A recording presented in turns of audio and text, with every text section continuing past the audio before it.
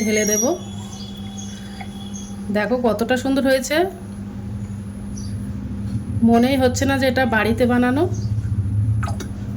Hello বন্ধুরা, তো আমি আজকে আবার অন্যদিনের মতো নতুন একটা রেসিপি নিয়ে আজকে রেসিপি হচ্ছে হোমমেড ফ্রুটি। এই রেসিপিটা কীভাবে বানায় তোমরা দেখতে থাকো। প্রথমে আমি উনানে একটা ফ্রাইং প্যান দিয়ে দিলাম। তো ফ্রাইং প্যানের মধ্যে আমি হাফ বাটি জল দিয়ে দেব। এবার আমি ওর মধ্যে আমি 100 গ্রাম চিনি দিয়ে দেব।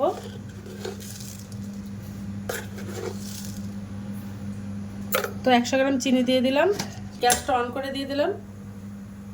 চিনিটা ভালো করে ফুটিয়ে জাল করে নেব।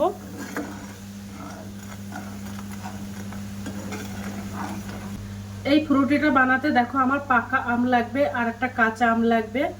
তো দেখো এগুলো নিয়ে নিয়েছি। এবার আমি কেটে পিস পিস করে নেব আমগুলো।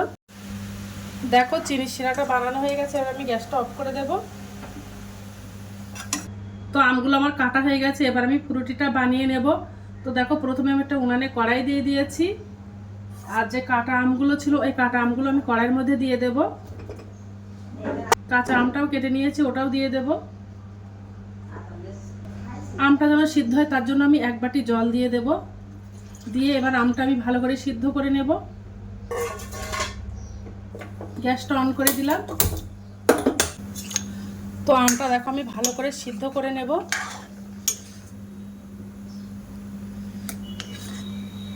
এই ফ্রুটিটা বাড়িতে বানালে এতে কোনো ক্ষতিকারক কেমিক্যাল দেওয়া থাকে না, আর খেতেও কিন্তু অসাধারণ লাগে। আর একদম পিওর কিন্তু আম দিয়েই বানানো এটা। আর কিন্তু দোকানের থেকে কোনো অংশেই কম নয়। আর দোকানে কিন্তু পিওর আম দেওয়া থাকে না ওটা। দেখো আমটা সিদ্ধ হয়ে গেছে। তো আমটা ভালো করে সিদ্ধ করে নিয়েছি। এবার আমি গ্যাসটা অফ করে দেব। এবার আমি আমটা একটা প্লেটে তুলে নেব। তুলে এবার ভালো করে ঠান্ডা করে তারপরে আমি মিক্সার করব। তা নাহলে গরম অবস্থাতে দিলে কিন্তু কোনো রকম অ্যাক্সিডেন্ট ঘটতে পারে। তার জন্য আমি ঠান্ডা করে নেব।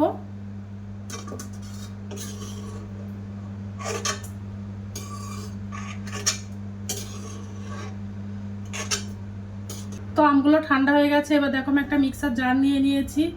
এবার আমি আমগুলো মিক্সার জারের মধ্যে দিয়ে মিক্সার করে নেব।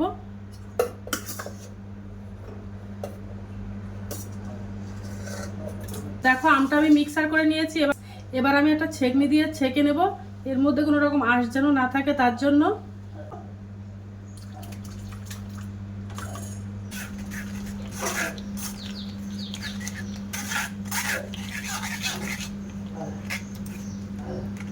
এর মধ্যে যেন কোনো রকম আঁশ না থাকে তার জন্য আমি ছেঁকনি দিয়ে ছেঁকে নেব। দেখো এর থেকে কতটা আঁশ বেরিয়েছে। এবার আমি আঁশগুলো ফেলে দেব। মধ্যে কোনো কালার লাগবে না। আর যে আমি চিনির শিরাটা বানিয়েছিলাম ওই চিনির শিরাটা আমি দিয়ে দেব।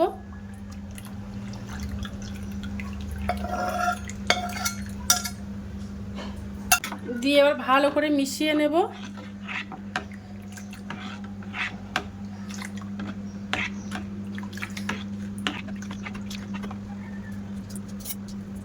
এবার আমি 2 চামচ ওর মধ্যে ভিনিগার দেব।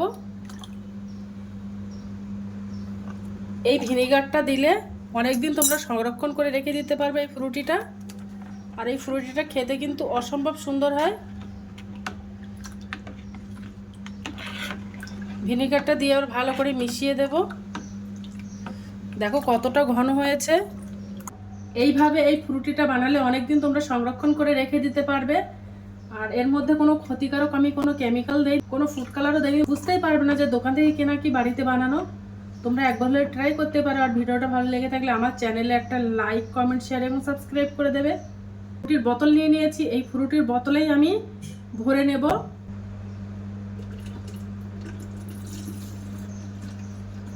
ফ্রুটিটা বোতলে ভরে নিয়েছি, দেখেই বুঝতে পারবে না যে দোকান থেকে কেনা কি বাড়িতে বানানো।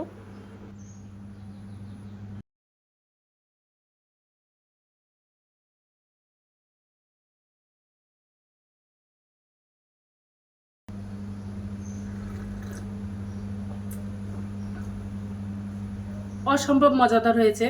তোমরা এগুলো বাড়িতে ট্রাই করতে পারো। তো আজকের দিনের মতো ভিডিওটা এখানে শেষ করছি। আগামী দিন আবার একটা নতুন ভিডিও চলে আসবো।